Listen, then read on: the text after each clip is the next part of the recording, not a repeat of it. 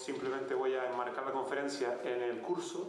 Ustedes saben que este curso se compone de 5 charlas en donde se van desgranando personalidades importantes para Lanzarote desde el siglo XV hasta el siglo XX, y hoy nos toca el siglo XVIII, que ya hemos tratado, por ejemplo, con Clavijo y Fajardo, en la figura de las erupciones volcánicas y en algunas de las personas que lo relataron, entre ellos el cura de Yaiza. Entonces, para abordar este interesante tema, tenemos a doña Carmen Romero Ruiz.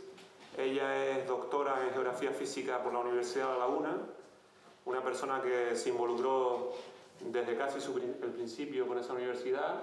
Actualmente es profesora titular de Geografía Física y allí ha desarrollado una labor pedagógica intensa, y entre ellas ha dirigido pues, varias tesis doctorales que hablan de una pedagogía, de un equipo, etcétera, etcétera.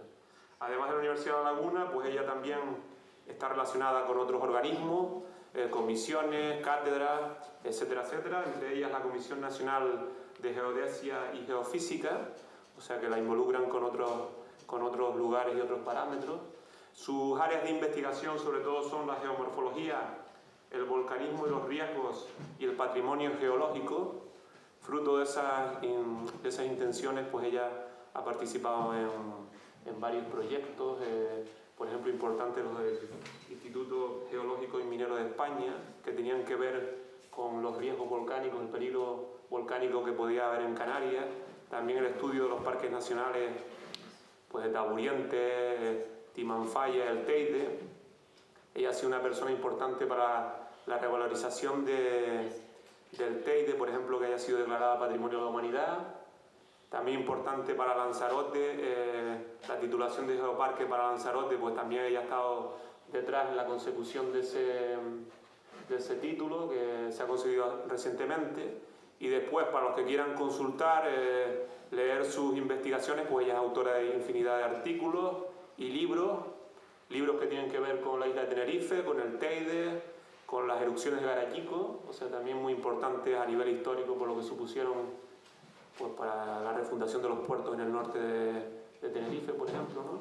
Y después también se ha centrado mucho en Lanzarote, desde su tesis doctoral, Manifestaciones históricas del volcanismo en Canarias, pero también en un libro sobre las erupciones de 730 a 36. Otro muy interesante para los que somos historiadores, que es el Crónicas Documentales, que editó la Fundación César Manrique. Otro también sobre el relieve de Lanzarote. Por lo tanto, es una persona que, como a mí me he dicho a lo largo del día, le gusta mucho Lanzarote, se ha volcado en la investigación, tiene grandes amigos aquí, y por lo tanto yo creo que va a ser un disfrute pues, su charla sobre los volcanes y el cura de Yaiza. Hola, buenas tardes. Gracias por las palabras, Félix. Para mí es un placer venir a Lanzarote. Lanzarote es como mi casa, mi segunda casa.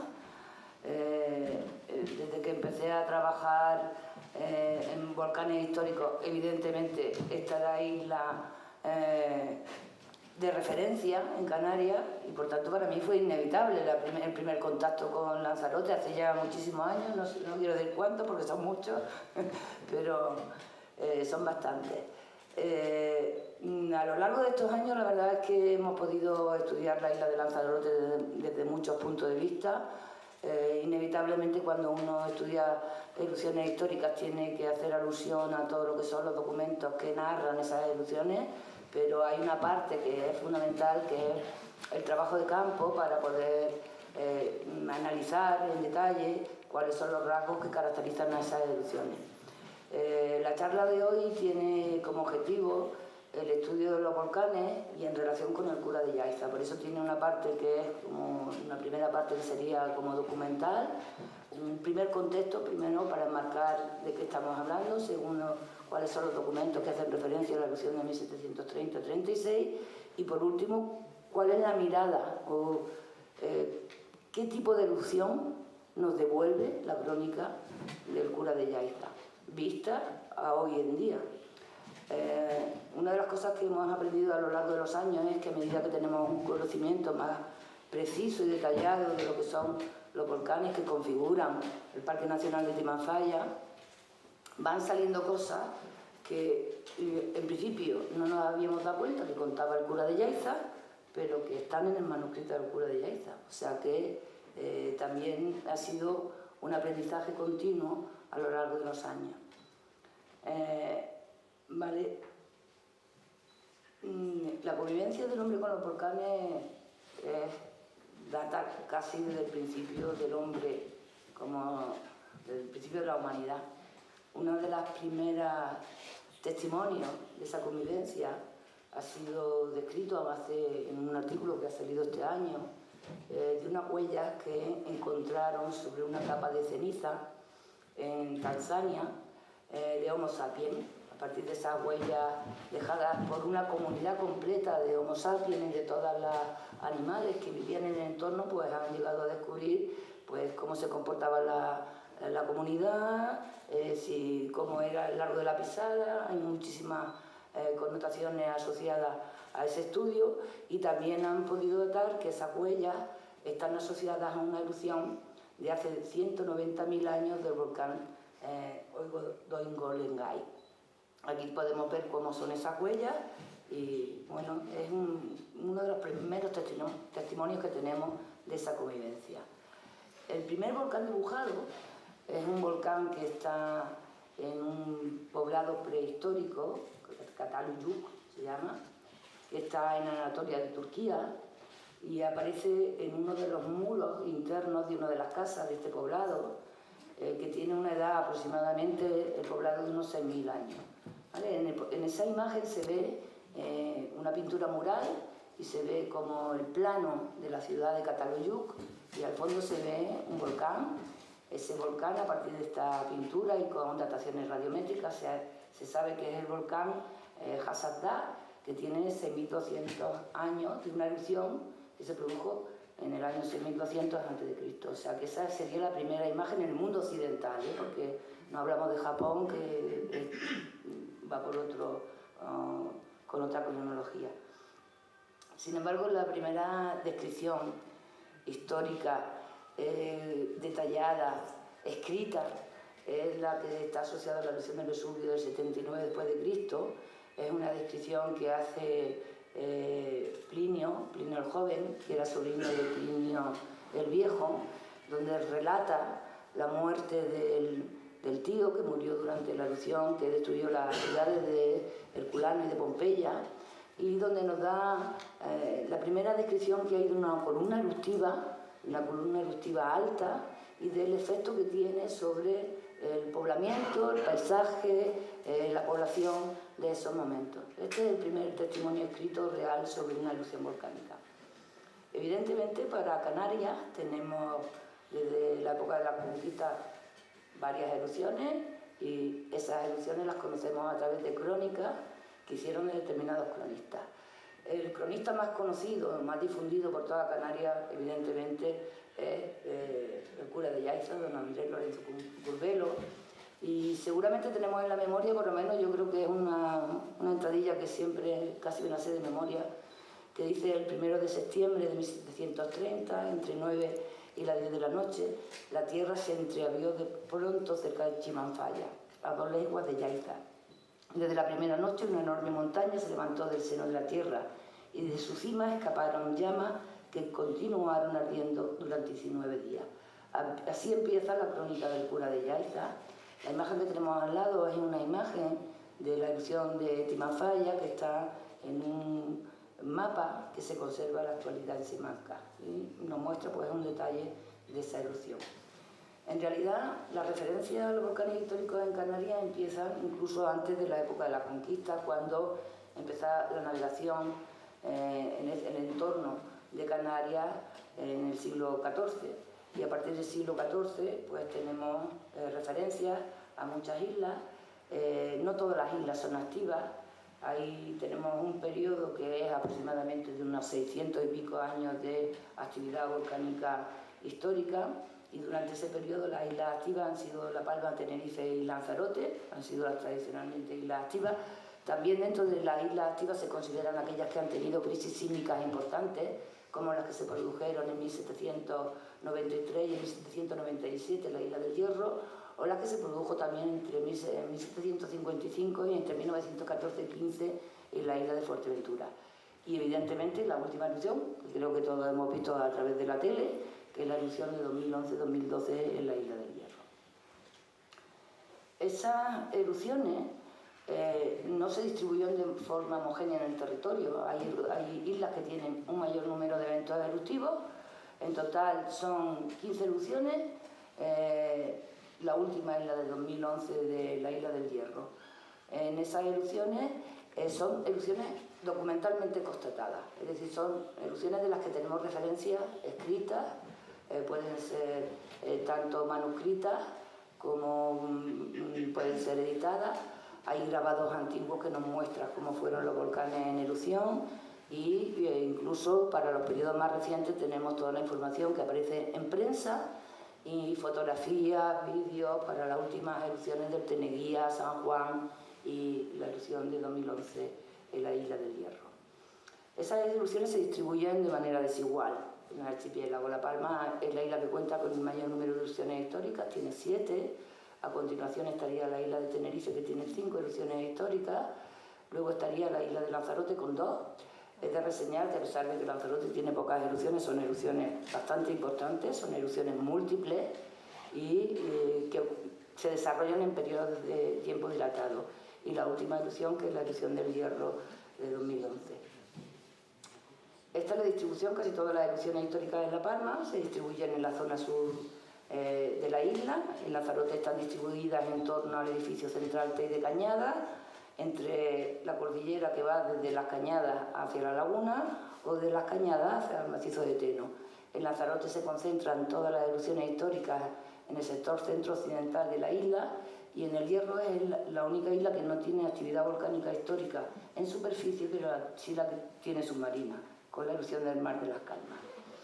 En total son 15 erupciones históricas, eso supone alrededor de unos 48 conjuntos volcánicos distintos, es decir, 48 conos volcánicos. El número de días activos es de 2.868, más o menos si hubieran sido todas las erupciones continuadas, pues serían unos 7 años y 8 meses aproximadamente, y han cubierto en total una superficie de 215 kilómetros cuadrados. Si todas esas erupciones se hubiesen producido en el Hierro, el 80% de la superficie del Hierro estaría ocupada por materiales volcánicos de estas erupciones y solamente el 20% restante quedaría libre. El 20% restante que quedaría tiene una superficie aproximada más o menos como la Jeria aquí, para que nos hagamos una idea de lo poquito que quedaría dentro de la isla del Hierro si todas las erupciones se hubiesen producido en ella. En Lanzarote, como ya he dicho, hay 2 erupciones históricas, una que se desarrolla entre el 1 de septiembre de 1730 y el 16 de abril de 1736, que es la gran erupción de Timanfaya. Es una erupción muy llamativa porque todos los centros y todos los conjuntos volcánicos se alinean en torno a una fractura de la corteza terrestre que tiene una dirección este-noreste o este-suroeste muy marcada y paralela a esa fractura, apenas 100 años después de la erupción, no había llegado a 100 años, se produce la erupción que dio lugar, la erupción de 1824, que dio lugar a los volcanes de Tao, Nuevo del Fuego, el volcán del Chinero y el volcán de Tinguatón, también utilizando una fractura que tiene la misma componente. Eso quiere decir que en el futuro, seguramente, si se produce una erupción en la isla, el área más probable donde se puede desarrollar una erupción es en esta zona y que seguramente será a través de una fractura de este componente. La erupción de Timanfaya es una erupción importante, durante ella se generan varios conjuntos volcánicos que son muy llamativos. Primero estaría el macizo del Fuego y el macizo de Pico Partido y Montaña del Señalo, que sería como el sitio central de la erupción de Timanfaya. Fuera de esos 2 áreas donde el número de centros de emisión es más importante, estaría una alineación de 5 conos volcánicos que son las calderas quemadas y montañas reventadas, y otra alineación al otro extremo de la fractura que sería Santa Catalina y Colorada. Dentro de la erupción de Timanfaya, no obstante, se producen algunas erupciones que están dispuestas de manera individualizada y que muchas veces no tienen por qué estar sobre la misma fractura. En el caso de esto sería la caldera de Juan Perdomo y la caldera Rajada, que estarían dentro de la misma fractura, pero también son conos de la erupción de Timafalla, los conos de la montaña de Mazo, montaña negra, y el cono de la caldera de los Cuervos. Esos serían todos los conjuntos volcánicos generados a lo largo del periodo activo. En realidad, en este sistema volcánico de 1730 se construyeron 28 edificios volcánicos. Si son 48 los edificios que se generan en todo el periodo histórico de Canarias, pues ya tenemos una idea de la importancia que tiene la erupción. Sí, más del 50% de los conos volcánicos generados desde el inicio de la conquista en Canarias están en Timafalla. Pero además es que en esta zona no son solamente los conos volcánicos.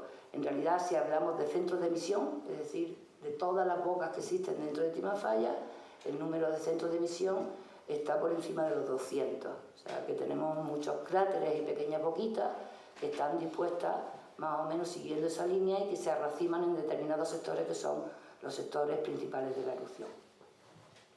Esto es lo que podemos ver, ¿vale?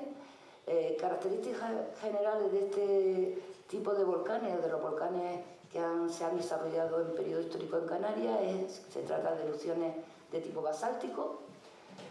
Para traducir un poco, son magmas que se emiten a altas temperaturas, muy fluidos, y que generan erupciones con índices de explosividad moderados. O sea, eso es la norma general. Son erupciones siempre fisurales, es decir, es raro el caso de una erupción que tenga solamente una boca eruptiva. Normalmente tienen varias bocas eruptivas situadas a lo largo de fracturas, y esas bocas eruptivas se pueden reestructurar a lo largo del periodo activo. La fotografía que tenemos ahí es una fotografía rara porque es del volcán del Chinllero, de la erupción del volcán del Chinllero, y en ella se ve dos cráteres principales. Cuando hoy visitamos el volcán del Chinllero vemos como una sola montaña. Eso quiere decir que a lo largo del periodo activo todo el sistema cambió y concentró la actividad en un punto que permitió la edificación de un solo cono volcánico. Se trata de erupciones que tienen dinamismo, ya he dicho, moderado. Normalmente van del hawaiano al estromoliano. El dinamismo estromoliano se caracteriza porque son erupciones con explosiones que se producen cada pocos minutos, cada pocos segundos, no es una explosividad constante, y la altura de la columna eruptiva nunca llega a alcanzar altitudes por encima de los 2 kilómetros. Se trata además de erupciones que tienen un comportamiento eminentemente efusivo. Eso quiere decir que son erupciones que, es verdad, que construyen conos volcánicos. Los conos volcánicos se construyen a partir de las cenizas que emiten los volcanes, pero la mayor parte, el mayor volumen de material emitido se emite como coladas de lava. Son volcanes que, en términos coloquiales, decimos que escupen lava, escupen mucha cantidad de lava para la cantidad de piroclastos que tienen.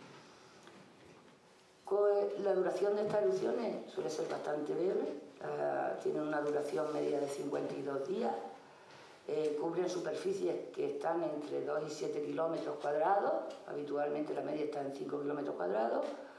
En total, para todas las erupciones de Canarias, hay más de 350 centros de emisión. Recordar que en Timafalla solamente hay 200, y las fracturas eruptivas, es decir, las fracturas a lo largo de las cuales se abre la boca eruptiva, tienen longitudes que varían entre los 500 metros y los casi 17 kilómetros de longitud.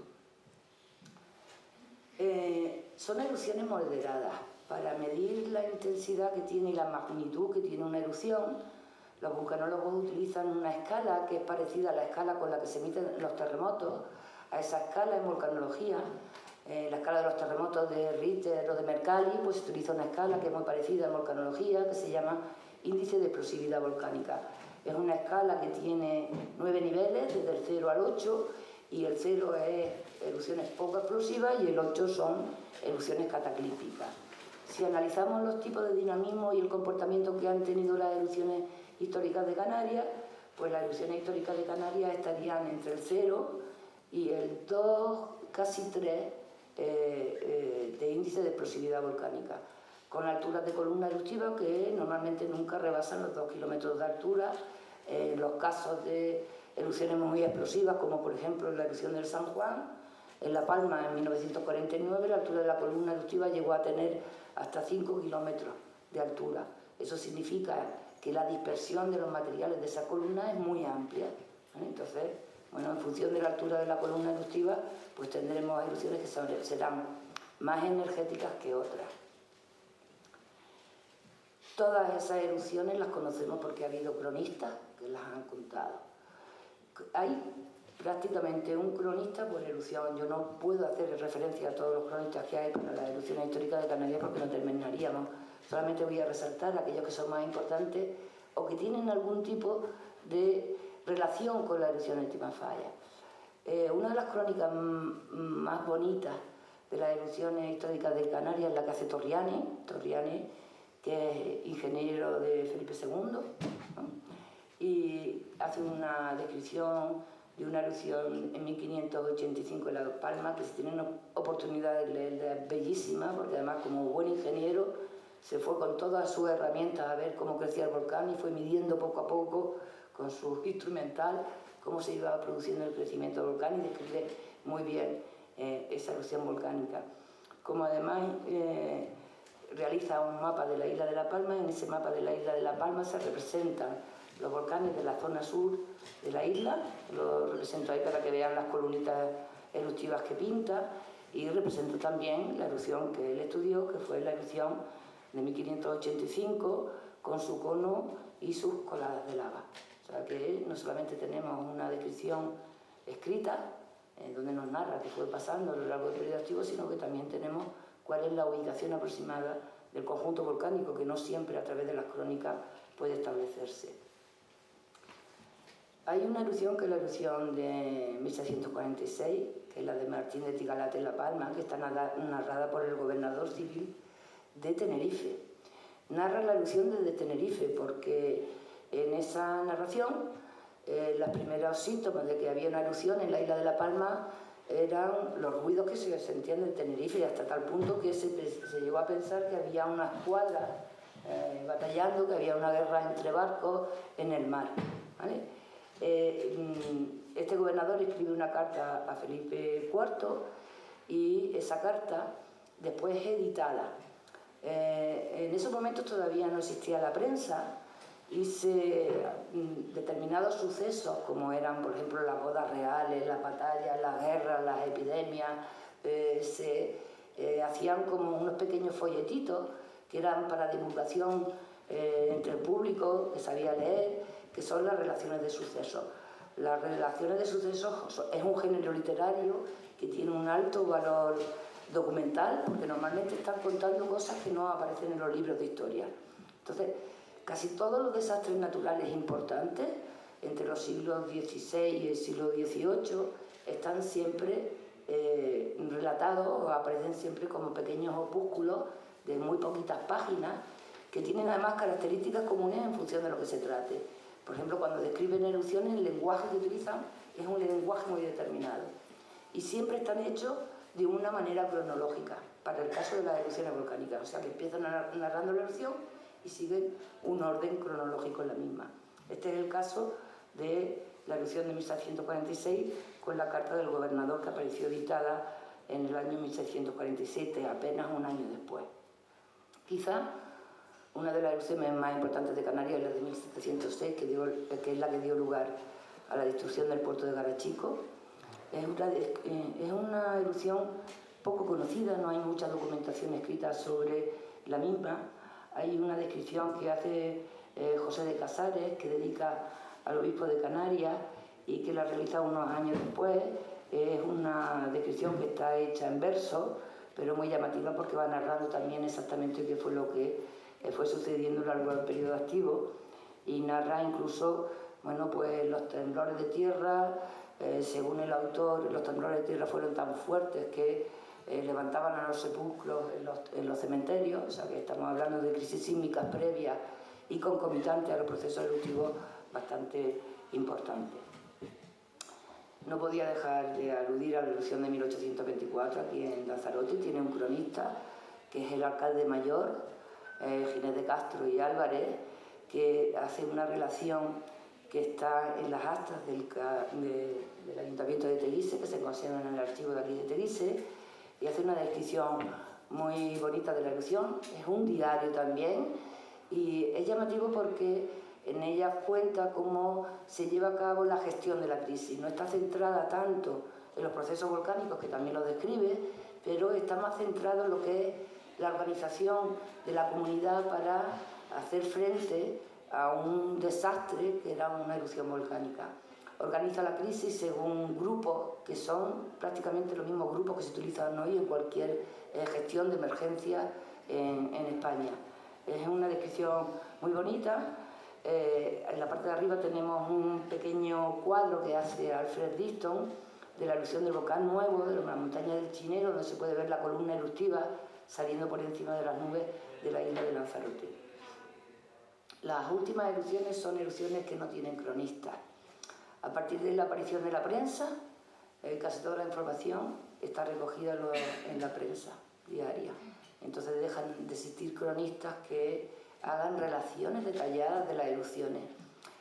De cara a lo que es el estudio volcanológico es problemático porque la noticia de prensa cada día la escribe un señor, con lo cual no sabe establecer comparaciones entre lo que pasaba al principio de la erupción, lo que pasa en medio y lo que pasa al final. Para un autor, una detonación, una explosión puede ser muy fuerte y sin embargo para otro que ha escrito la crónica 2 días antes puede ser no tan importante.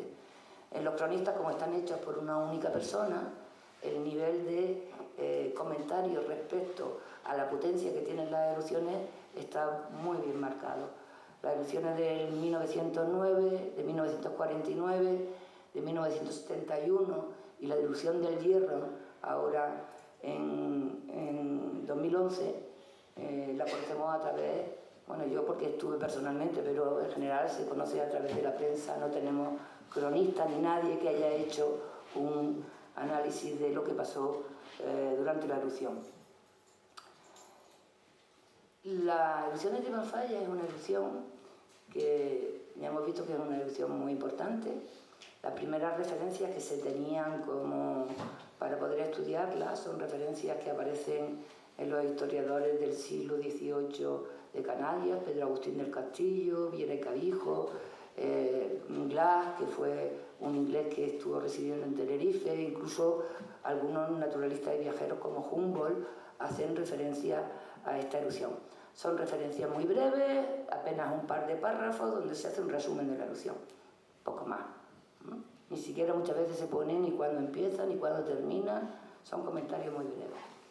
Es curioso porque la primera referencia contemporánea a la erupción aparece en un periódico que es la Gaceta de Madrid. La Gaceta de Madrid es el antecedente del boletín oficial del Estado, o sea que era una edición periódica donde se recogían los sucesos más importantes que se desarrollaban en toda España. En la Gaceta del martes 21 de agosto de 1731, casi un año después de empezar la erupción, aparece una pequeña descripción de la erupción de Timafalla, fíjese, muy pequeñita, nos da indicación de qué es lo que está pasando en la isla de Lanzarote. Dice que, bueno, que ha habido un volcán, que ese volcán está haciendo bastante daño, que las lavas corrieron al mar. Lo más llamativo es que es la única crónica donde se habla de muertos, porque dice, a ver si lo leo bien, cuyos vecinos quedaron sofocados, muertos y aún sepultados en ella. Está hablando de la ceniza. O sea, esta es la única referencia, aparte de una pequeña alusión que se hace, que dice que hay un muerto durante la erupción de Timafalla, un niño, es la única referencia a posibles víctimas durante la erupción.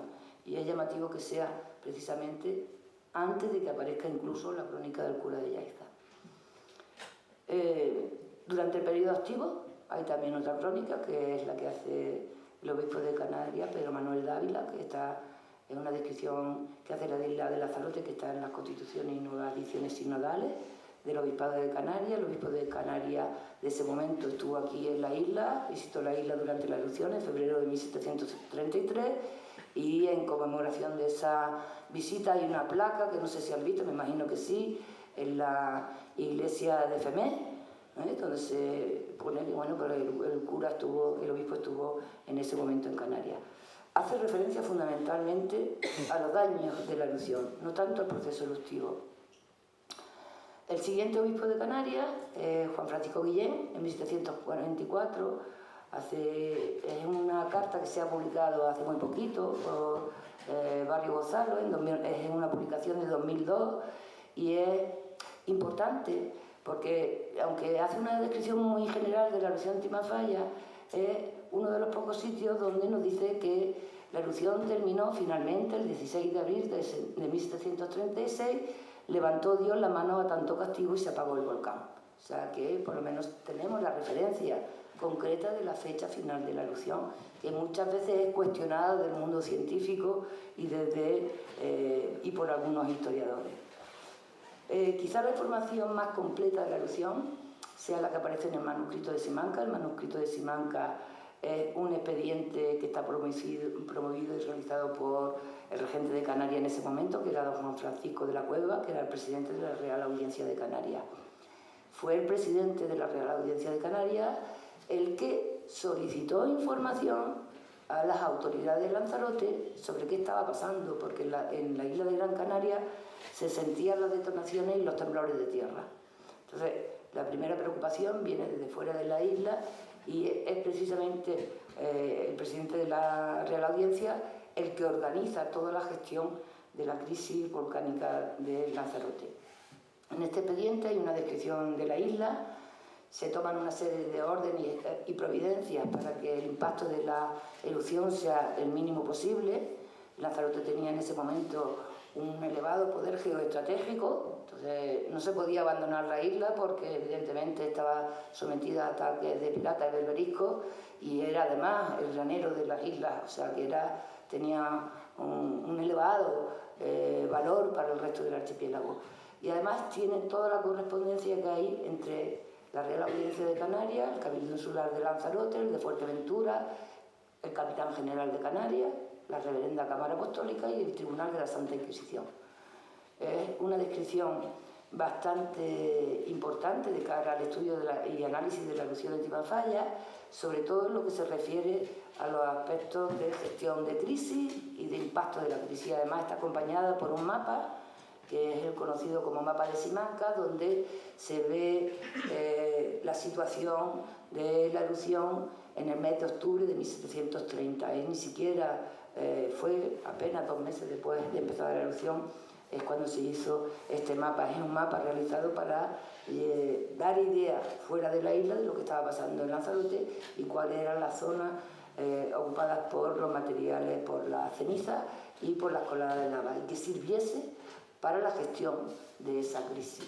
En realidad este mapa que aparece en el manuscrito de Simancas es una copia del mapa original que se conserva en el Archivo Histórico Provincial de la isla de Tenerife, y como ven, este mapa es un mapa, a mí me gusta muchísimo porque es mucho más rústico, pero tiene exactamente toda la información, un poco menos bonita que en el mapa anterior. Está hecha por un pintor local que viene de la isla de Fuerteventura, y bueno, es lo único que conservamos del expediente promovido por el regente de la Real Audiencia en Canarias. El expediente no está en las islas, está fuera de la isla, está en la península, en el archivo de Simancas.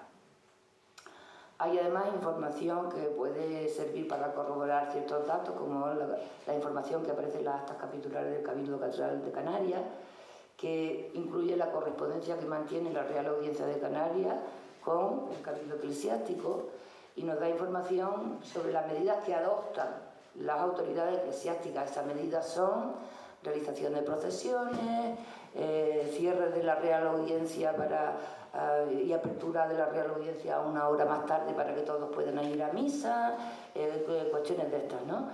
Y hace referencia también a momentos de la erupción que no aparecen en ningún otro tipo de documentos, como son la fase eruptiva de diciembre de 1731, que cita levemente el cura de Yaiza, y la fase de marzo, abril y mayo de 1735. Hay también hay cartas y hay en los protocolos notariales. Pepe de León ha puesto manifiesto la existencia de muchísimas referencias muy breves que nos ayudan a colocar y a situar cada una de las erupciones que se produjo durante la erupción.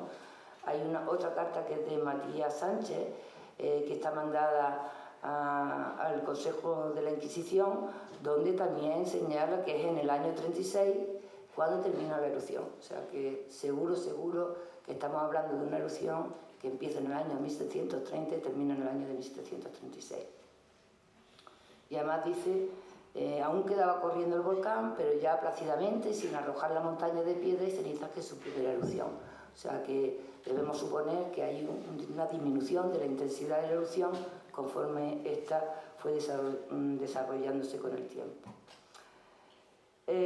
Don Andrés Lorenzo Curbelo es autor de una única obra, que es el Diario de la Erupción. Los datos que conocemos de don Andrés Lorenzo Curbelo son pocos, no sabemos dónde nació, sabemos que era natural de la isla de Lanzarote, que era hijo de Andrés Lorenzo Curbelo y de su segunda esposa, Juana Perdomo, que fue mayordomo de la iglesia de San Marcial un poquito antes de la erupción. En el momento de la erupción ya era párroco de Yaiza y al finalizar la erupción se trasladó como párroco de Aría. Fue vicario episcopal de la isla, beneficiado de la parroquia de Teguise y juez de la Santa Cruzada y comisario del Santo Tribunal de la Inquisición, y falleció en 1772 y está enterrado en Aría. O sea, poco más, no tenemos más que esto. Primera noticia de que haya una relación en la que se describe la erupción la da Viera y Clavijo en su noticia de la historia general de las Islas Canarias, que dice que don Andrés Lorenzo Curbelo es autor de una obra que se llama Diario y apuntaciones de las circunstancias que acaecieron en Lanzarote cuando ardieron los volcanes años de 1730 hasta 1736.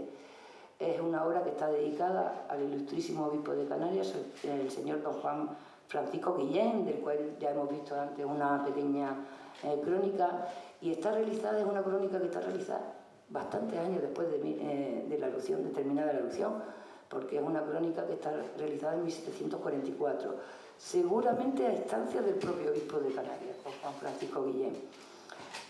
Viera y Clavijo ya señala que es uno de los documentos esenciales para estudiar la historia natural de las islas, por la importancia que tiene la erupción. Es llamativo porque Viera y Clavijo obtiene el documento del cura de Yaiza a través del sobrino del obispo de Canarias, Francisco Guillén, que era un canónigo que recorrió las islas con su tío y fue recopilando toda la información. Y cuando Viera y Clavijo estaba haciendo la historia de Canarias, fue uno de los colaboradores en la redacción y en la aportación de documentación para establecer pues lo que sucedió durante el tiempo que duró estuvo de obispo don Juan Francisco Guillén, y aportó información sobre otros fenómenos. Por ejemplo, es el que da Viera y Clavijo también la descripción de José Casares de la erupción de 1706, y es el que le da a Viera y Clavijo la descripción del cura de Yaiza. Esa descripción estaba en Tenerife, por tanto, cuando a principios del siglo XIX llega a Canarias uno de los geólogos más importantes de esos momentos a nivel internacional, que es Leopoldo Gombuch. Normalmente se dice que Leopoldo Gombuch, la primera vez que edita el manuscrito del cura de Yaiza, es en 1825. En realidad, la crónica del cura de Yaiza se editó por primera vez, es también el primer autor que hace un mapa donde se ve perfectamente el trazado de las coladas de la erupción de Timanfaya. Tiene un valor muy importante porque transmitió a la comunidad científica lo que había sucedido en Lanzarote. En realidad esta crónica, la crónica del cura de Yaiza, está inserta en una revista científica que se llama Tratado de la Real Academia Prusiana de Ciencias de Berlín, y está editada en el año de 1819, muchos años antes de que Leopoldo Gombuch hiciera su descripción de las Islas Canarias, donde se puede encontrar la crónica. Es exactamente el mismo texto. O sea, lo que hizo fue coger el artículo que había hecho para la Academia de Berlín y lo puso íntegro, exactamente sin ninguna modificación, en la descripción de las Islas Canarias. ¿En qué se parece lo que cuenta Bombús que dice el cura de Yaiza. ¿En qué se parece a otras descripciones? Bueno, la crónica del cura de Yaiza se parece a otras descripciones previas de erupciones de Canarias, es que está dedicada al obispo de Canarias, como por ejemplo lo que hace José de Casares para la erupción de Garachico de 1706.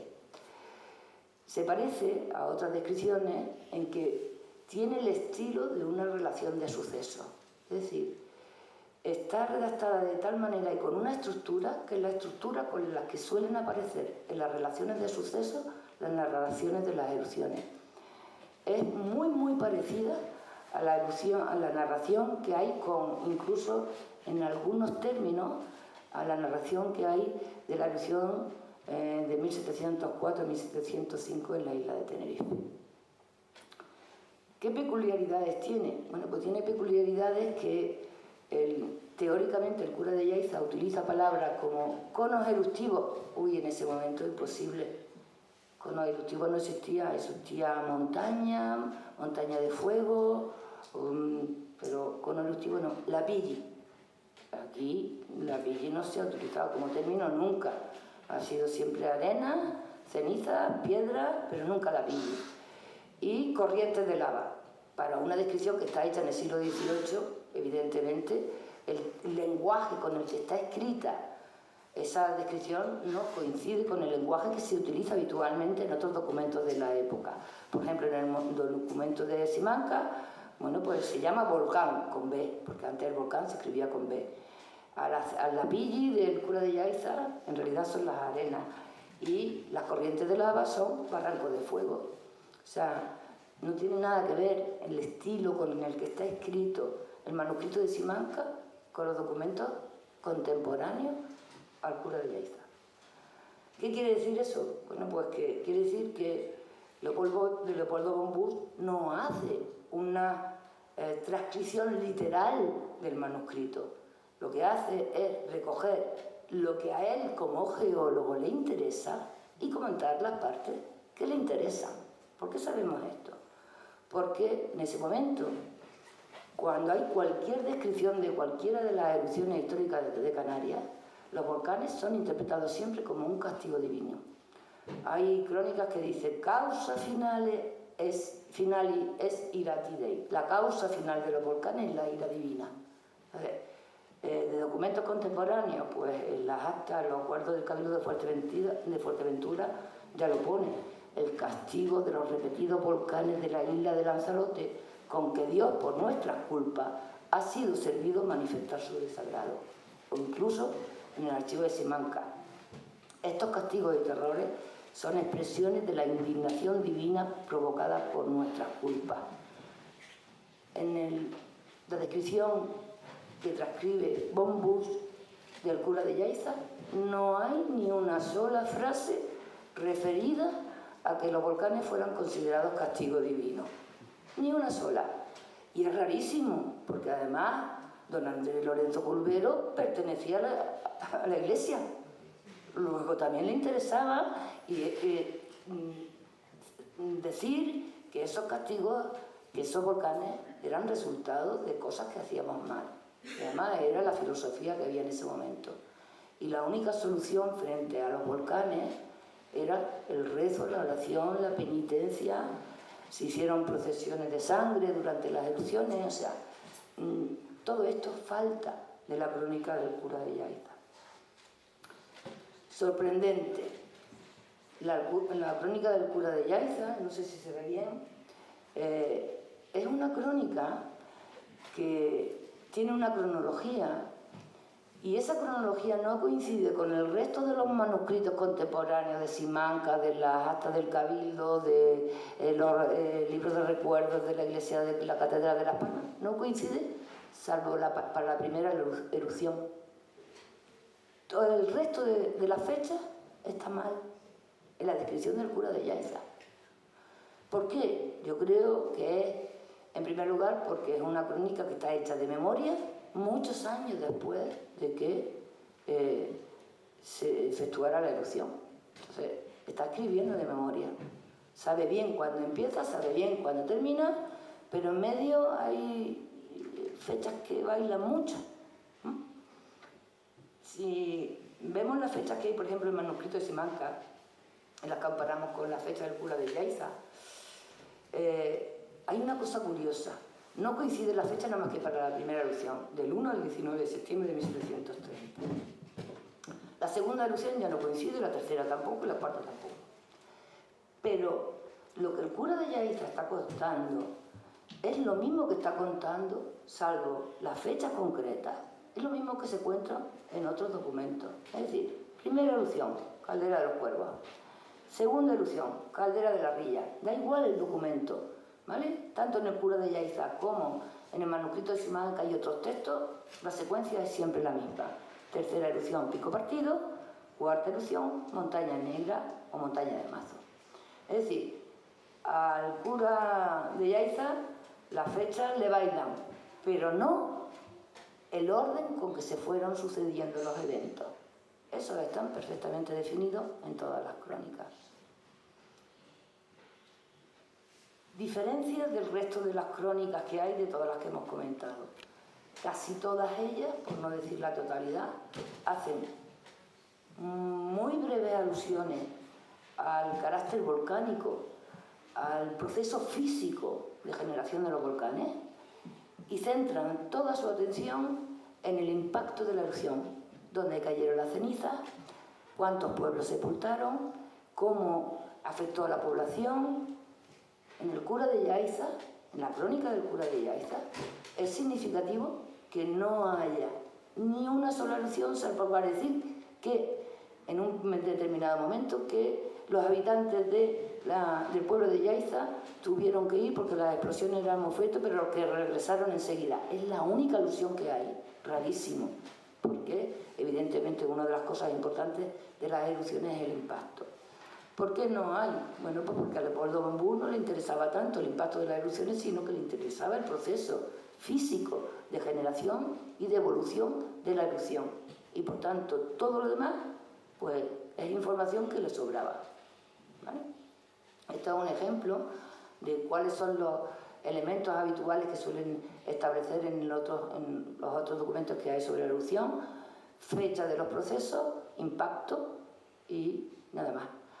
A veces la localización de los procesos volcánicos, y no siempre. Como en la erupción que vio el cura de Yaiza, no es la misma erupción que yo veo, pero es su erupción, es la erupción que él narró.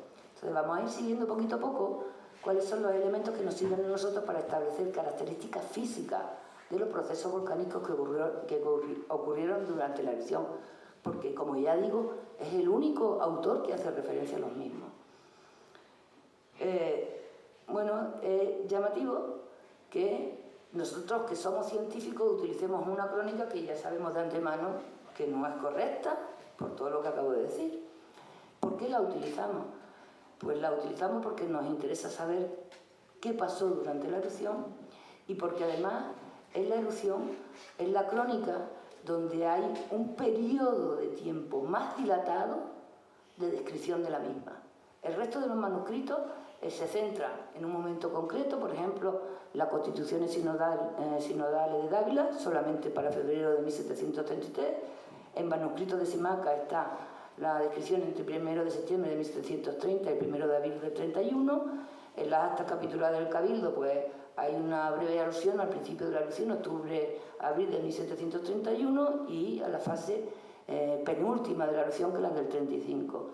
En el cura de Yaiza tenemos desde el 1 de septiembre, muy detallado, hasta aproximadamente un año después, hasta agosto. A partir de agosto empieza la descripción a no ser tan buena. Hay referencias a la fase de diciembre del 31, de la fase del año 32 y 33 y de la fase final, que es del 36. A través del cura de Yaiza podemos establecer cuál es la duración final de la erupción, que son aproximadamente 2055 días, desde que empieza el proceso, el 1 de septiembre de 1730, hasta que acaba el 16 de abril de 1736. Si comparamos esta erupción con otras erupciones históricas de Canarias, la escala es una escala logarítmica, es decir, esto es un día, 10 días, 100 días, 1000 días. La erupción más corta de todas las erupciones que se han producido en Canarias es la de Chingero en 1909 en la isla de Tenerife. La erupción más larga, sin contar con la de el Teneguía, es la última erupción, que es la erupción del Mar de las Calmas, que tuvo un periodo activo de 145 días. Y sorprendentemente la erupción de Timanfaya, 2055. Estamos hablando de otra cosa distinta, de una erupción que no tiene nada que ver con el resto de las erupciones históricas, por lo menos en cuanto se refiere a su periodo activo. Analizando un poco la descripción que hace el cura de Yaiza para el periodo en el que aporta más información, nosotros podemos establecer las fechas de inicio de cada evento, según el cura de Yaiza, el final de cada uno de los procesos volcánicos y la duración. Si hacemos eso para el periodo de 1700, que va de 1 de septiembre de 1730 hasta diciembre de 1731, tenemos aproximadamente 10 erupciones bien definidas, ¿vale? Con su principio y su final. Tenemos algunas erupciones que comentaré después muy llamativas. Y tenemos erupciones de las que no sabemos cuándo terminan, sabemos cuándo empiezan, por ejemplo las que se producen en junio, sabemos cuándo empiezan, pero no cuándo terminan. Sabemos que en octubre y octubre y noviembre de 1731 hubo erupciones y que el 28 de diciembre del 31 también había erupción. No sabemos nada más. Pero esto nos permite establecer algunas de las características fundamentales de la erupción. Primero, respecto a la actividad volcánica, no es una erupción que tuvo 2055 días activos. Es una erupción discontinua temporalmente. En realidad no es una única erupción. Son muchos episodios eruptivos distintos, separados por fases de calma. De tal manera que si establecemos una comparación para el primer año que pensamos que es el año donde los procesos eruptivos fueron más importantes y menos importantes para el resto de los años, resulta que solamente el 56% de ese año estuvo con actividad del volcán. El 43% son fases de calma. No es una erupción tan continua temporalmente como siempre pensamos entre 1730 y 36, y una tendencia a pensar que son 2055 días activos, cuando no lo son. ¿Cómo son las erupciones? Cuenta muchísimas cosas. Por ejemplo, el 18 de octubre del 31 dice: 3 nuevas aberturas se formaron inmediatamente encima de Santa Catalina que arden todavía. Hay incluso, para esa misma erupción, hay el dibujo del mapa de Simancas que está reflejando lo que dice el cura de Yaiza. O sea, que sabemos que seguro es esa erupción.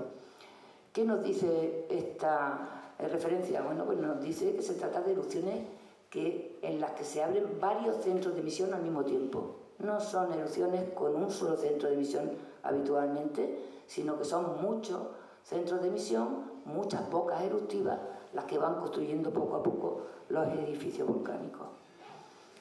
El 1 de septiembre dice: una enorme montaña se elevó del seno de la tierra y de su ápice se escapaban llamas que continuaron ardiendo durante 19 días. Es la primera erupción. La imagen de la primera erupción está en Simancas y al lado una imagen de una erupción fotografiada como la del Teneguía. Nos está describiendo una erupción estromboliana, una erupción de baja energía, con poca altura de columna eruptiva y poca dispersión de ceniza. Es decir, una erupción que en principio fue una erupción pequeña, al menos desde el punto de vista del índice de explosividad. Una altura de columna eruptiva muy pequeña que dio lugar al inicio de la formación de la zona de la Jeria. Esas erupciones las nombra a lo largo de la crónica, corresponden siempre a erupciones que son muy moderadas, hawaianas, estrombolianas. La imagen de esas erupciones es la imagen del Teneguía, para hacernos una idea de cómo pudieron funcionar. Pero habla muchas veces, por ejemplo el 18 de octubre del 31 dice: de sus orificios se escapan masas de humo espeso que se extiende por toda la isla, acompañado de una gran cantidad de escorias, arenas y cenizas que se reparten todo alrededor. Ya no nos está hablando de una erupción estilo Teneguía, nos está hablando de una erupción con columnas eruptivas bastante más importantes, con alturas de columnas eruptivas que podían llegar a tener entre 3 y 4 kilómetros de altura, que distribuyeron las cenizas por toda la isla de Lanzarote. La importancia de estas erupciones es enorme, son erupciones que tienen mayores índices de explosividad volcánica de toda Canarias, para todo el periodo histórico de Canarias. Son erupciones de alta energía y son erupciones durante las cuales se produjo en la isla de Lanzarote una lluvia constante de arena y cenizas volcánicas. Las cenizas llegaron desde Aría y llegaron a Papagayo, están distribuidas. Si uno mira bien, nosotros que somos geólogos, los geógrafos, estamos estudiando y sabemos dónde están las cenizas de Timafaya, están repartidas por toda la isla. Es llamativo además que para esa fase el mismo cura de Yaiza diga: la oscuridad producida por la masa de ceniza y el humo recubre la isla. Durante erupciones con columnas eruptivas muy importantes y amplia dispersión de ceniza, se produce una oscuridad total. Esto es una fotografía hecha durante el día, durante una erupción en Chile, y bueno, desaparece el color que tiene el paisaje. Es como si se hiciera como una nube de polvo sahariano, pero de color negro. O sea y eso nos está indicando cómo fue la dispersión de ceniza y la amplitud de las superficies afectadas, que no es la misma que vemos en la actualidad. El 17 de enero de 1731 dice: humos muy espesos salieron por las aberturas que se habían formado en la montaña. Las nubes de humo frecuentemente eran atravesadas por brillantes relámpagos de una luz azul y roja seguida de violentos truenos. Son descargas eléctricas y truenos, lo que está describiendo el cura de Yaiza. Es un proceso que está vinculado normalmente, muy importante, en lo que se llama como tormentas sucias. Son descargas eléctricas no producidas por fenómenos atmosféricos, sino que están producidas por los procesos de fricción de la ceniza en el interior de una columna eruptiva alta, de una columna eruptiva importante, como para que las cenizas se carguen positiva y negativamente y puedan producir esas descargas y esos rayos. El cura de Yaiza lo describe en varias zonas, en varios apartados de la crónica, hace referencia a este proceso, lo cual nos está dando también idea de la importancia que tuvieron esas erupciones de alta energía durante la erupción. El 18 de junio de 1731 dice: de otra montaña, situada encima de Mazo, se desprendió un vapor blanco que no se había observado hasta entonces. Les pongo una fotografía, es una fotografía de un volcán de Kamchatka, en Rusia, de la península de Kamchatka, para que nos demos cuenta la diferencia que hay entre una nube de color blanco emitida por un volcán y una nube espesa de ceniza, ¿vale? En este caso, las nubes están generadas por contacto agua-magma. Cuando se produce el contacto del magma caliente con el agua que está en las capas interiores de la corteza terrestre, se produce una interacción explosiva que da lugar a que las erupciones aumenten su energía y se conviertan en erupciones importantes. Esto pasó durante la erupción de Timafaya también, o sea que también tenemos erupciones donde hay contacto agua-magma. Fruto de todas estas erupciones de alta energía, la estamos siguiendo en estudios que estamos realizando en estos momentos por toda la isla. En esto, por ejemplo, es un depósito de las cenizas de Timafaya que está en la zona de Ajache, donde podemos ver que entre las cenizas negras de repente hay como pequeños nivelitos. Esos nivelitos blancos corresponden a esas erupciones de muy alta energía. Los estudios que estamos llevando a cabo pues, nos han permitido establecer que esas columnas eruptivas no solamente afectaron a la isla de Lanzarote, prácticamente a toda la isla de Lanzarote, sino que llegaron a dispersarse incluso en el interior de la isla de Fuerteventura hasta 60 kilómetros. La caída de ceniza fue tan importante que en el manuscrito de Simancas se dice que se formaron islas flotantes de ceniza en el mar, de más de 1 legua de largo. O sea, que estamos hablando de procesos de dispersión no vinculados a erupciones de baja energía, sino de procesos eruptivos fuertes. En algunos casos hemos encontrado incluso capas de cenizas que pueden llegar hasta tener hasta 15 y 20 centímetros de potencia, lo cual nos habla evidentemente de la importancia de estas fases eruptivas. ¿Con ello qué sacamos? Bueno, pues sacamos que si nosotros hemos dicho antes que si el índice de la energía de la erupción está establecido según el índice de explosiva volcánica entre 0 y 1, 2, 3, para la erupción de Timafalla tenemos que añadir un nuevo índice explosivo que es el 4. O sea que estamos hablando de erupciones un poco más potentes de las que habitualmente se dice que hay en la erupción de Timafalla. Para fines de junio de 1731, el cura de Yaiza señala todas las playas y las orillas del mar del lado del oeste. Fíjese que pone oeste con W, por una descripción de la época horrible. Se cubrieron de una cantidad increíble de peces muertos de todas especies y algunos de formas que no habían sido nunca vistas. Esta fotografía que les pongo ahora es de uno de los peces que se recogieron durante la erupción del Mar de las Calmas en 2011. Es un pez abisal con una forma rara. El cura de Yaiza está haciendo precisamente referencia a este tipo de animal, porque en otra parte de las crónicas, como veremos después, también hace referencia a peces muertos, pero no dice que tengan forma rara. Peces abisales se relacionan con erupciones que se producen a una relativa profundidad. Es decir, que estamos hablando de que ya en Lanzarote, durante la erupción de Timafalla, se produjo una erupción, no en tierra, una erupción en el mar, justamente la prolongación de lo que sería la fractura eruptiva de Timafalla. Estamos hablando de otro tipo de erupciones distintas, que son erupciones que se denominan de carácter hidromagmático, contacto agua-magma, erupciones explosivas. Son erupciones normalmente sublitorales. En el caso de la erupción de Timafalla, porque el cura de Yaiza dice, se veía desde Yaiza elevarse del seno del mar una gran masa de humo y llamas acompañada de violentas detonaciones.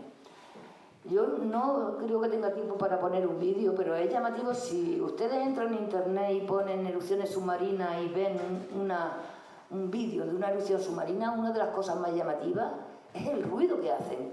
Son como sonidos sordos. ¡Oh! Es como levantar toda la capa de agua que hay desde donde está el centro de emisión hasta la superficie para poder salir la columna eruptiva. Entonces, son detonaciones que son muy fuertes. Lo que está describiendo el cura de Yaiza es esto. Es una erupción que logró salir por encima del nivel del mar y que dio lugar a columnas eruptivas de este estilo. Es la típica erupción que durante la erupción del Mar de las Calmas esperábamos que llegara a la superficie y que nunca llegó. O sea, lo que habríamos visto si el Mar de las Calmas, si la erupción del Mar de las Calmas hubiese salido a superficie, es lo que vio el cura de Yaiza. Una erupción, esta es una erupción de la isla Salomón, la erupción de Cabachi de 2007. Son erupciones muy, muy llamativas. Si hay una erupción fuera del agua, eso quiere decir que los 14 kilómetros que tiene la fractura las debemos prolongar y que en realidad la fractura de la erupción de Timafalla tiene casi 17 kilómetros de longitud. La segunda fractura eruptiva más importante, esta sería la de Timafalla, esta es la de 1824, también en Lanzarote, ¿vale? Y esta es la de 1704-1705. Esas tres erupciones están caracterizadas por la generación de múltiples episodios eruptivos a lo largo de fracturas que tienen un gran desarrollo longitudinal. Son importantes de cara a la gestión, porque una fractura que tiene 17 kilómetros de recorrido supone que hay cambios en el sistema, en el ámbito en el cual se produce la erupción. Puede ser una erupción submarina, subaérea, de contacto con agua, podemos cambiarlo a lo largo del periodo activo. El 4 de junio del 31, el cura de Yaiza señala, varios orificios se reunieron bien pronto en uno solo, elevado cono del cual salía lava que se precipitó hasta el mar. Estás hablando de que hay conos o hay montañas que se generaron como una única montaña, pero hay montañas que tuvieron varios centros de emisión. Esta es la caldera de la Rilla y esta es la montaña del Señalo. Está hablando como dentro de la erupción, y a lo largo de la erupción se produjo remodelación de los conjuntos eruptivos. O sea que eso sí que lo vemos hoy en día en muchos lugares de Timanfaya. Y añade además, el 13 de abril del 32, 2 montañas se hundieron con un ruido espantoso. Hay sitios en Timanfaya donde nosotros sabemos que las montañas generadas durante las erupciones colapsaron por la salida de la colada de lava. Este es un cono volcánico que está en la zona de Pico Partido, al norte de Pico Partido, y el proceso fue, bueno, tendríamos un cono volcánico completo, la salida de colada arrastró, hizo que el cono se rompiera, y parte del cono lo tenemos situado a una cierta distancia respecto a su posición original. Entonces, evidentemente hay transformación por colapso de edificios volcánicos de la erupción. A mí el que más me gusta es este. Esto lo conocemos todos, son los hornitos que están al lado del echadero de los camellos, y si se fijan hay como unas líneas, ¿vale?, de color oscuro. Esas líneas de color oscuro en realidad son fallas, a partir de las cuales se produjo el colapso de todo ese sector. Yo he hecho un esquemita a ver si se entiende un poquito. Esa sería la primera falla, la segunda, la tercera, y todo ese sector en realidad está hundido como consecuencia de la actividad tectónica producida durante la erupción volcánica. Esto también lo está contando el cura de Yaiza. O sea, que el cura de Yaiza parece que no, pero conocimiento de algo tenía. El 7 de marzo dice, se levantaron nuevos conos y la lava que salió se dirigió hacia el norte, hacia el mar. Esto es un comentario súper habitual. Una erupción estromoliana que no solamente construye un cono volcánico, sino que da lugar a la emisión de coladas de lava. Este es el caso de la erupción, por ejemplo, del Tolbani en Kamchatka también, pero la visión que podría haber tenido el cura de Yaiza de lo que estaba pasando durante la erupción es muy parecida a esta. Añade además cómo se comportan las lavas, curioso, para un documento de esa época. La lava se extendió sobre los lugares hacia el norte al principio con tanta rapidez como el agua. Está hablando de erupciones que emiten coladas de lava muy, muy fluidas, erupciones de poca potencia que dan lugar a lo que llamamos en Canarias como lagiales, o en la terminología científica se denomina como pajoy-joy. Son coladas que no tienen nada que ver, son coladas de superficie continua, poco contenido en gas y que avanzan a velocidades relativamente importantes. Añade además, corrientes de lava ardiendo descendieron como arroyos hasta el mar. Nos está contando cómo se produce el drenaje de las coladas de lava a través de los canales, que terminan a veces formando tubos volcánicos y otras veces quedan abiertos. En Timanfaya hay muchísimos canales de este tipo. El Barranco del Fuego, que se hace en el recorrido en el Parque Nacional, es uno de ellos. Bueno, pues también nos habla de esto. Y nos dice que la velocidad muchas veces se reduce y que corren más bien como la miel. En realidad está haciendo referencia a otro tipo de coladas, que son las coladas que en Canarias denominamos como malpaíses, o que se conocen también con el nombre de AA, que son coladas mucho más potentes, que avanzan más lentamente, con viscosidades un poquito más importantes que las coladas del tipo pajoy-joy. Casi todo el texto está lleno de referencias a coladas que llegan al mar. O sea que aparte de los procesos que se estaban produciendo en tierra, esto debió ser una constante durante la erupción. Las columnas de vapor de las lavas cuando entraban en el mar. Eso sería una de las cosas que también aparece en la crónica del cura de Yaiza. En algún momento dice que cuando las coladas de lava entran al mar, pues una gran cantidad de peces muertos sobrenadaban en la superficie del mar, viniendo a morir en la orilla. Lo dice varias veces, el 11 de septiembre, el 1 de septiembre. Bueno, sería una imagen parecida a esta también del Mar de las Calmas, pero son peces litorales, no son peces que sean de carácter abisal, que serían los característicos de las erupciones submarinas. Y lo último, una de las últimas cosas que narra, es que el 28 de octubre de 1730 dice que de un golpe el ganado cayó muerto, asfixiado en toda la comarca por el desarrollo de vapores pestilentes. está haciendo referencia al desprendimiento de gases tóxicos, normalmente dióxido de azufre, y el dióxido de azufre es un gas que se pega al suelo y evidentemente tiene un poder letal sobre el ganado porque prácticamente todos los animales llevan el hocico pegado al suelo. Entonces los primeros animales que mueren, la mortandad que se produce fundamentalmente afecta al ganado. En el manuscrito de Simancas, que hace también una relación de este episodio, dice que cuando fueron a ver qué es lo que pasaba, pasaron por allí, pero no sintieron nada.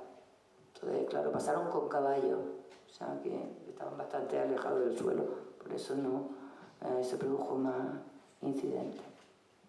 Bueno, resumiendo, ¿qué nos cuenta el cura de Yaiza?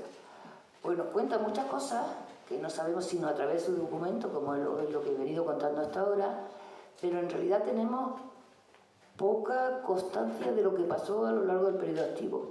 Sabemos muy bien cuando se generaron los primeros 4 volcanes. Eso prácticamente está definido en casi todos los manuscritos, por lo menos en el manuscrito de Simancas, en las actas capitulares y en la crónica del cura de Yaiza. El cura de Yaiza nos dice además que el 16 de diciembre seguramente estaría ya activo Pico Partido, en una de esas múltiples bocas que se van abriendo poco a poco, porque las lavas afectaron a la zona de Chupadero. Y habla también de que el 7 de marzo del 31 las lavas llegaron hasta Tingafa. Esas lavas podían proceder tanto de la zona de Macizo de Fuego como de la zona de Pico Partido, Montaña de Señal. De resto, referencias espaciales al resto de los volcanes no hay prácticamente la documentación. A partir del primer año, la crónica del cura de Yaiza no da ningún topónimo, no hay topónimo. Habla de se abrió un volcán, corrió la lava, llegó al mar, pero no nos dice dónde, con lo cual establecer cuáles son los conjuntos volcánicos que pertenecen a la erupción de Timafaya, de aquellos que no lo son, es bastante difícil. Evidentemente para eso se llevan a cabo estudios. Hay 28 conos volcánicos que se suponen que pertenecen al sistema eruptivo de Timafaya, pero sorprendentemente hay otro tipo de edificios como por ejemplo Montaña Encantada, que no sabemos por qué no está dentro de la erupción y no lo ha incorporado nadie al proceso eruptivo de Timafaya, cuando tiene las mismas características que tienen otros centros eruptivos de la erupción. Y en función de los datos que salen en otros análisis, hay autores que estudian la erupción que determinados conos volcánicos dicen que no son de la erupción, pero tampoco tenemos argumentos para, de momento, decir si son o no son. La crónica del cura de Yaiza es una crónica que nos da bastante información, pero es una crónica incompleta. No abarca la totalidad del periodo activo, sacamos y tenemos muchos datos a partir de ella, pero no podemos reconstruir toda la evolución del sistema volcánico a partir de los documentos que nos han quedado. Quizás sea una crónica y sea un autor que debe su importancia a que esa crónica fue editada por Leopoldo von Buch, fue primero como un artículo en una revista internacional y segundo inserto dentro de su descripción física, la descripción de las Islas Canarias. Leopoldo von Buch era un geólogo que fue un geólogo fundamental en la historia de la geología de ese momento y en la actualidad sigue teniendo también su repercusión. Fue el autor que incorporó al conocimiento científico el término de caldera, el término de andesita, el de hornito, o sea que tuvo una labor muy importante y parte de esa labor la realizó aquí en Canarias. Fue un autor esencial en la evolución epistemológica de las ciencias geológicas, porque fue uno de los autores que pasó de lo que se denominaba neptunismo, cuando se creía que los materiales volcánicos se generaban como consecuencia de la sedimentación en ambientes marinos, al plutonismo, cuando se piensa ya que los volcanes son generados directamente por actividad volcánica. Entonces, tuvo una repercusión enorme en la comunidad científica en esos momentos, y evidentemente todos los científicos del mundo han leído sus descripciones y han leído sus trabajos. Por eso el cura de Yaiza tiene la importancia que tiene, no solamente como cronista de una erupción, sino porque a través de la obra de Leopoldo Bambú se ha difundido por todo el mundo una de las mayores erupciones basálticas que se han generado en época histórica a nivel mundial. Solamente está por encima de la erupción de Timanfaya, solamente estaría la erupción de Laki en 1783 en la zona en Islandia. Por tanto, la erupción de Timanfaya es una erupción que hay que estudiarla desde un punto de vista documental, desde un punto de vista histórico, la podemos estudiar desde un punto de vista arqueológico, como ha hecho Pepe de León, podemos hacer estudios geomorfológicos, estudios geológicos e incluso estudios sobre la vegetación. Hasta que no empecemos a correlacionar todo ese tipo de análisis, no empezaremos a tener una visión real de la erupción. O sea, el cura de Yaiza es el primer paso para abordar un episodio volcánico que es importantísimo a nivel mundial, pero solamente es el primer paso. Yo creo que lo que hemos heredado, que es un patrimonio natural como Timanfaya excepcional, por eso es parque nacional, entre otras cosas, es lugar de interés geológico a nivel mundial. Ese patrimonio está basado y debe basarse en el conocimiento científico, cultural, histórico de ese territorio. Y creo que eso es fundamental para seguir avanzando. Todavía nos queda mucho por conocer. Yo llevo muchísimos años trabajando en Timanfaya, cada vez sé más, pero no lo sé todo, es lo que me gustaría saber. Vale, nada más, muchísimas gracias.